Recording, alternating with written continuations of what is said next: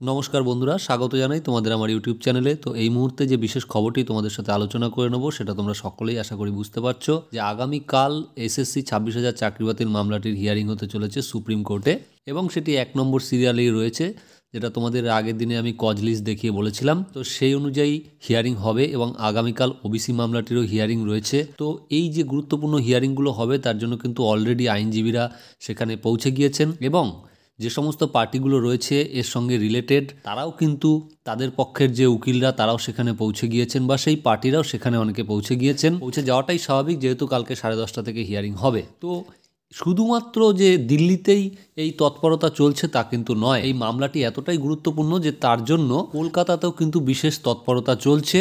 তোমরা সকলেই ইতিমধ্যে জেনে গিয়েছো যে সংগ্রামী যৌথ মঞ্চ বলে একটি বিশেষ প্রতিবাদী চাকরিজীবী ও চাকরি প্রার্থীদের যে যৌথ মঞ্চ, সেই মঞ্চ তাদের আহ্বানে আগামীকাল এই যে 26,000 চাকরি বাতিল কলকাতা হাইকোর্টের ডিভিশন বেঞ্চে হয়েছে এবং আপাতত সেটি স্টে অবস্থায় রয়েছে, সেই 26,000 চাকরি বাতিল যাতে না হয় তার সমর্থনে এবং রাজ্য সরকারের এই যে উদাসীনতা বা তাদের যে এই সেগ্রিগেশনে যে এই যে তালবাহানা, সেই তালবাহানা যাতে তারা না করে তার সপক্ষে তারা আগামীকাল কিন্তু প্রতিবাদ স্বরূপ তারা সারা রাজ্য জুড়ে পেন ডাউনের কর্মসূচির জন্য আহ্বান জানিয়েছেন এবং শুধু পেন ডাউনই নয়, তারা সারা রাজ্য জুড়ে আগামীকাল গণছুটির আবেদন জানিয়েছে সকলের কাছে যারা অন্তত এই ক্ষেত্রের সাথে যুক্ত আছেন, অর্থাৎ স্কুল শিক্ষা বা শিক্ষা ক্ষেত্রের সাথে যুক্ত রয়েছেন সেই সমস্ত চাকরিজীবীদের, যাতে তারা অন্তত আগামীকালটা, যেহেতু আগামীকাল মেগা শুনানি হবে বা সম্ভবত আগামীকাল ফাইনাল শুনানিও হয়ে যেতে পারে, তো সেখানে কিন্তু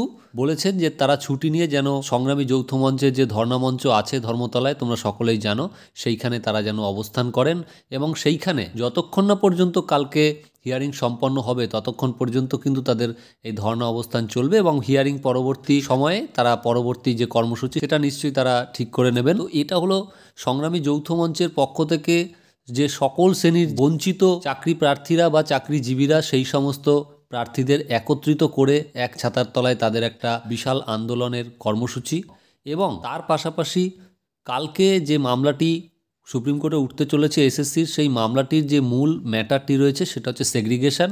এই সেগ্রিগেশন নিয়ে বিভিন্ন ইউটিউব চ্যানেলে বিভিন্ন সময় বহু রকম ব্যাখ্যা দেওয়া হয়েছে যে কিভাবে করা যায় কিভাবে না করা যায়। তো এই মুহূর্তে মামলাটি বিচারাধীন এবং আমার মনে হয় সুপ্রিম কোর্টের প্রধান বিচারপতি তিনি সবথেকে ভালো বলতে পারবেন যে কিভাবে এটা সেগ্রিগেশন করা যেতে পারে। তার জন্য সর্বোচ্চ প্রচেষ্টা করতে হবে স্কুল সার্ভিস কমিশন এবং সিবিআইকে।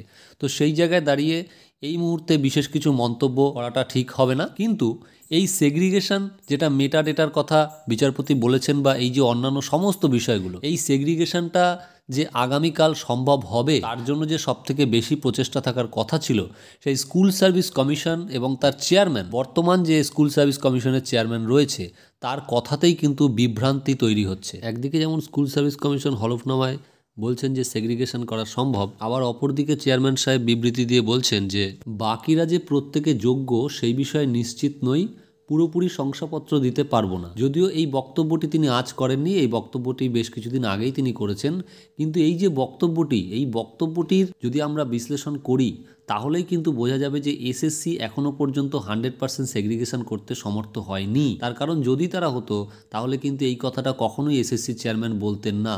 এই কথাটা বলার মানেই হচ্ছে সেগ্রিগেশন সম্পর্কে তার নিজের মধ্যেই একটা অনেক বড় সংশয় রয়েছে, তাই তিনি বলছেন যে পুরোপুরি শংসাপত্র দিতে পারবো না। তো এখন চিন্তার বিষয় হলো যে এসএসসি যদি না পারে তাহলে কারা পারবে? যারা দুর্নীতি করেছিল তারাই তো একমাত্র পারবে সেটা হিসেবটা দিতে। তারাই যদি এখন হাত তুলে দেয় তাহলে কি হবে? এই জায়গাটা কিন্তু একটা উদ্বেগ রয়েই গেল। তো দেখা যাক বন্ধুরা আগামীকাল কি হয়। কিছু একটা চিন্তা করে কোনো লাভ হবে না। আগামীকাল যে সওয়াল জবাব হবে তার মধ্যে দিয়েই নিশ্চয়ই কোনো সিদ্ধান্ত উঠে আসবে। তো দেখা যাক আগামীকাল কি হয়, সেদিকে আমাদের নজর থাকবে। আপাতত এই মামলাটির এই উত্তেজক পরিস্থিতিতে যারা বঞ্চিত চাকরি প্রার্থী আছেন এবং যারা চাকরিজীবী রয়েছেন, যাদের হাইকোর্টের ডিভিশন বেঞ্চের নির্দেশে চাকরি চলে গিয়েছিল এবং স্টে অবস্থায় রয়েছে, তাদের পক্ষ থেকে তারা কি করছেন, তারা কি ভাবছেন, সেই বিষয়টা তোমাদের সামনে তুলে ধরলাম। তো অবশ্যই এই বিষয়ে আমাদের নজর থাকবে আগামীকাল এবং আগামীকালকে যাবতীয় ডিটেলস তোমাদের ভিডিও আকারে বলা হবে এই চ্যানেলে। তো বন্ধুরা সবাই চ্যানেলটিকে লাইক কমেন্ট শেয়ার করে পাশে থেকো। দেখা হচ্ছে আবার পরের ভিডিওতে। সবাই ভালো থাকবে, ধন্যবাদ।